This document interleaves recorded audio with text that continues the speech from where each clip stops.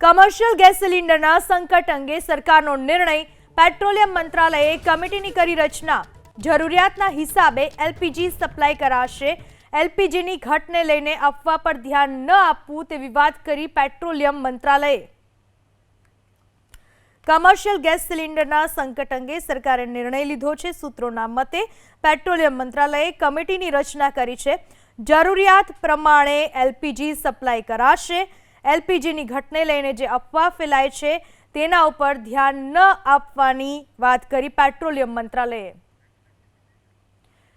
તો દેશભરમાં essential commodity act 1995 લાગુ, ઘરમાં રસોઈ ગેસ, વાહનોમાં સીએનજીનો 100% સપ્લાય, ખાતર બનાવતી ફેક્ટરીઓને લગભગ 70% ગેસ અપાશે, ચાની ફેક્ટરીઓ, મોટા ઉદ્યોગોને 80% ગેસ મળશે, નાના કારખાનાઓ, હોટેલ અને રેસ્ટોરન્ટને 80% ગેસ અપાશે।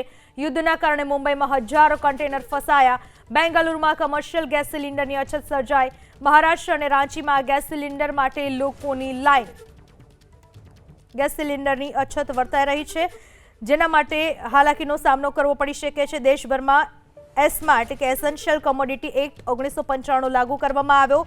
ઘરમાં રસોઈ ગેસ, વાહનોમાં સીએનજીનો 100% સપ્લાય રહેશે, પરંતુ ખાતર બનાવતી ફેક્ટરીઓને લગભગ 70% ગેસ અપાશે, ચાની ફેક્ટરીઓ અને મોટા ઉદ્યોગોને 80% ગેસ મળશે, તો નાના કારખાનાઓ, હોટલ અને રેસ્ટોરન્ટને પણ 80% ગેસ અપાશે।